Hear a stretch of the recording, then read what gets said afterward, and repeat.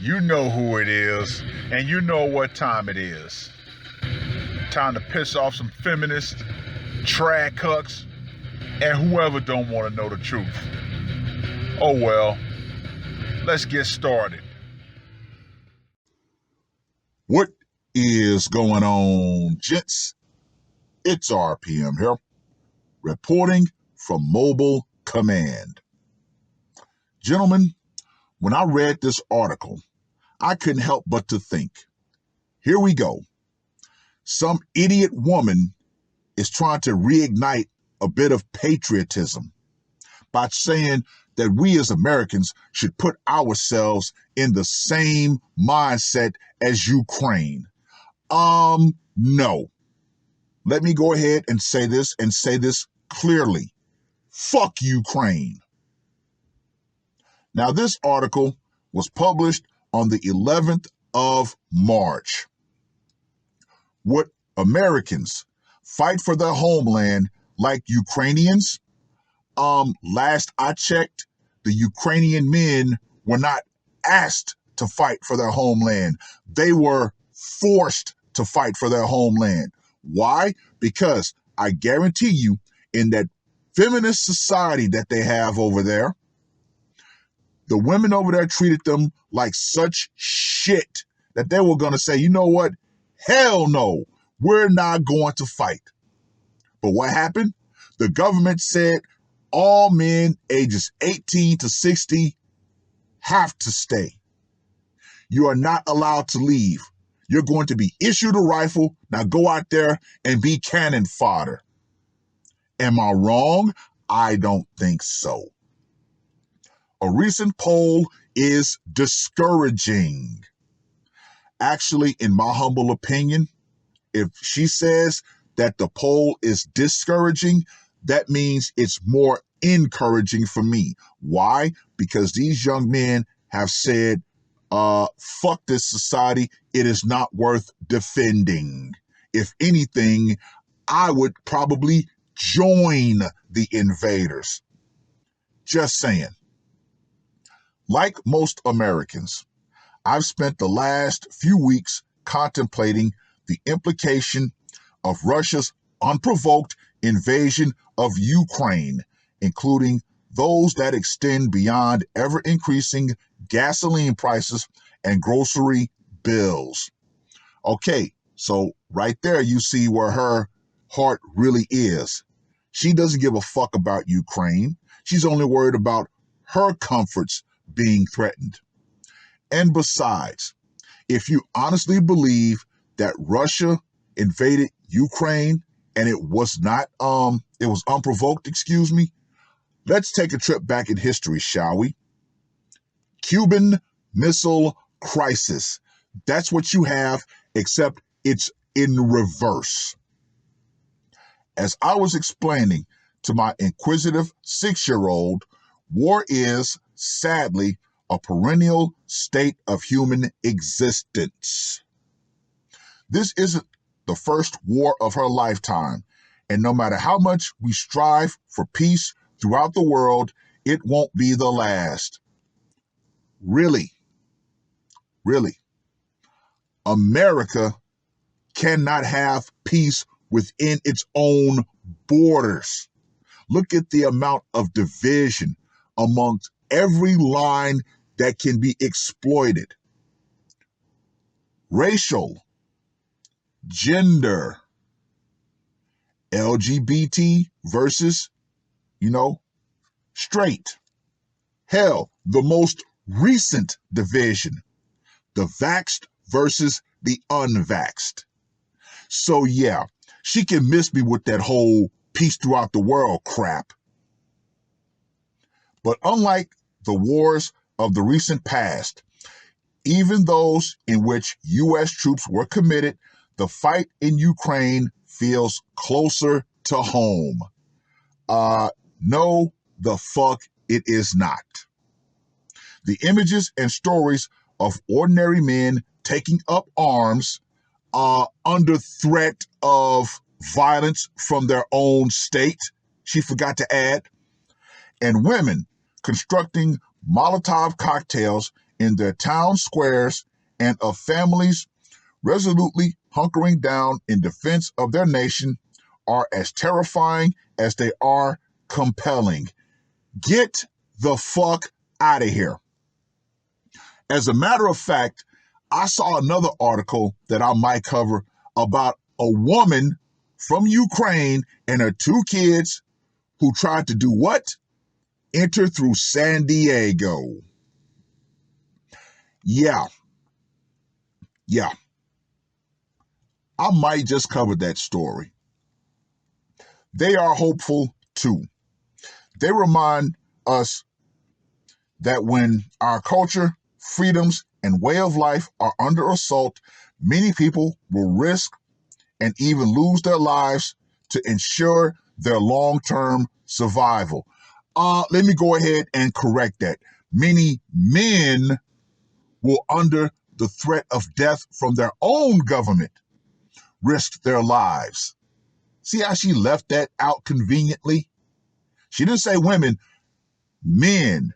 Now remember, whenever they try to say people, it's always men. Anyway, what would we do in such circumstances? A recent Quinnipiac University poll posed that same question to Americans. Would you stay and fight or leave the country? Well, I already know what I'm going to do. I'm going to get on the first thing smoking, i.e. my motorcycle, and I'm driving out of the city. I'm getting as far into the country as I possibly can. Me, my motorcycle, and my backpack, my go bag. I'm getting the fuck out of Dodge. A bare majority, 55%, said they would stay and fight, while 38% said they would leave. Quote unquote, when confronted with a terrible hypothetical that will put them in the shoes of Ukrainians, Americans say they would stand and fight rather than seek safety in another country, said Quinnipiac polling analyst Tim Malloy. That's one way to spin it, I guess. The irony of the word spin.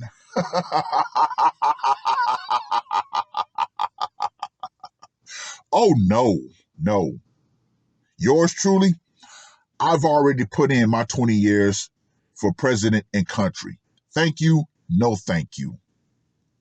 For me, the fact that just under half of my friends and neighbors would hypothetically abandon their homeland and all it stands for in the face of a foreign invader is less than encouraging. Once again, every man deep down asks himself, is this society worth defending? The way it is, the agendas that have been pushed, the outright demonization of men, no,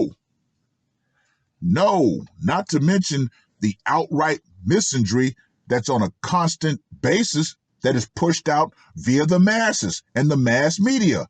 Thank you, but no thank you. Take a sip of my nice coffee here. But no. And guess what?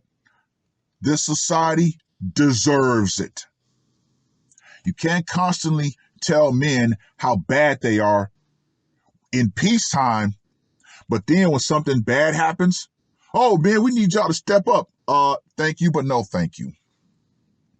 Many people don't even seem to have hypothetical patriotism, let alone fortitude. Well, why don't you point that dagger over toward the feminists?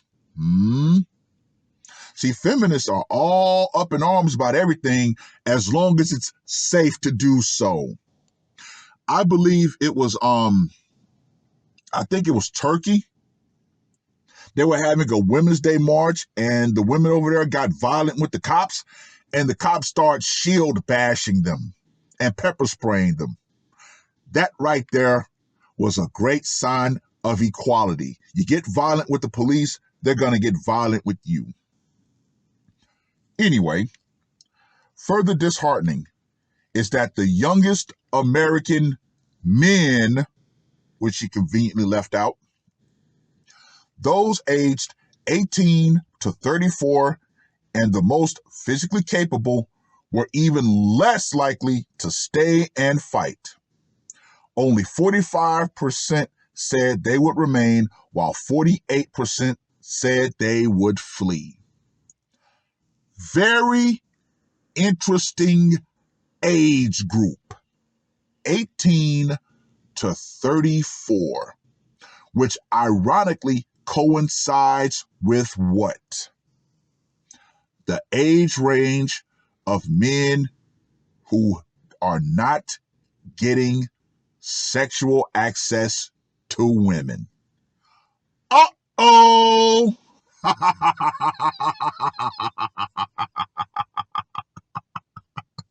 See, as men, we are very simple creatures. If we have something worth defending, we will fight to the death to defend it. However, this group of men, nope. The one thing that they would defend would be a woman in their life. But guess what? They don't have that ball and chain around them. So they're like, yeah, I'm out of here. Comparatively, 2/3 of the 50 to 60-year-old cohort said they would remain.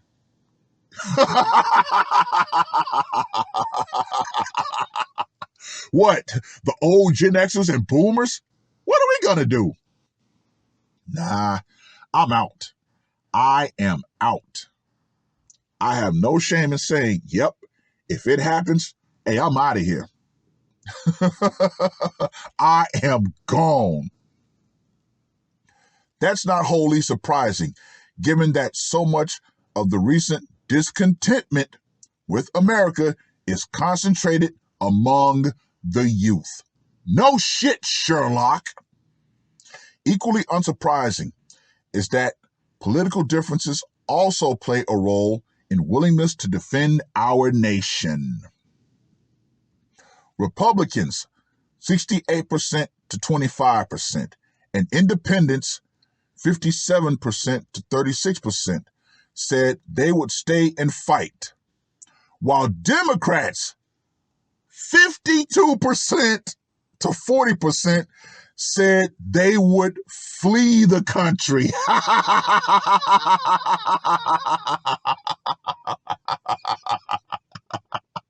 Oh, that is always going to be hilarious. See, Democrats love this whole, as long as we're safe, we can sit around and fuck with everybody. However, if shit gets bad, we want everybody to get out there and protect us. Yeah. Right. But anyway, that seems consistent with our political divide. Many people on the left find America, because of its historical failures and present-day inadequacies, unworthy of our defense. But there are elements of that thinking on the political right now, too. For all of the chest thumping of the MAGA right, a surprising number of people believe that the U.S., much like Ukraine, has brought destruction upon itself, and any attack would be wholly warranted, if not deserved. Uh-oh! I would say, yeah. Why? Because America has stuck its nose into other countries' businesses for far too long. Pretty much unabated. Why?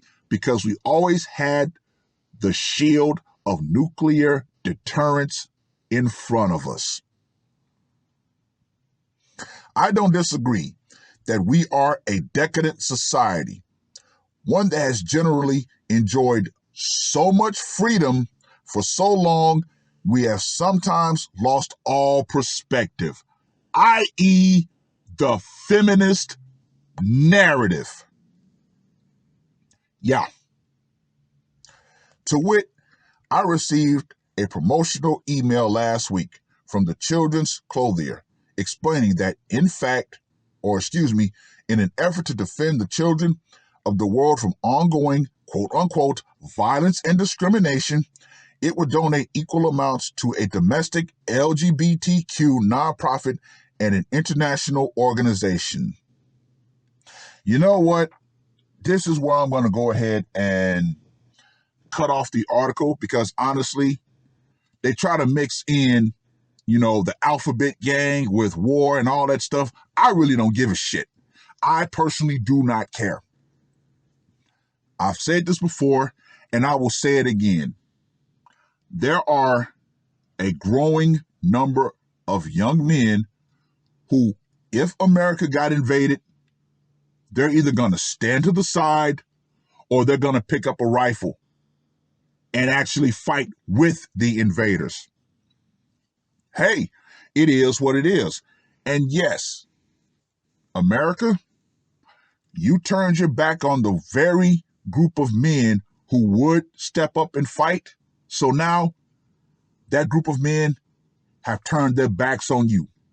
And yes, it is deserved. But anyway, an article like this is meant to try to stir up a little bit of dead patriotism. However, far too little, far too late. American society is too far gone. The decline is happening, so guess what? I'm going to enjoy it. More men have removed themselves from the market as much as they can. And yeah, ladies, no one is coming to save you. No one. But with that being said, read the rest of the article. Let me know what you guys think. And ladies, particularly you American women, the power will eventually go out. Feminism and the white knightism and the simpery that you've been able to jump behind in the past will go out right along with it, because more and more men have finally thrown up the middle finger and turned their back on American society. And guess what? Big zaddy government will not be there to protect you. So your veil of protections will be gone. And yeah, there's going to be a number of men who, once that veil of protection goes away, they're going to put on the mask. It is what it is. That's all I got to say for this one. R.P.M. I am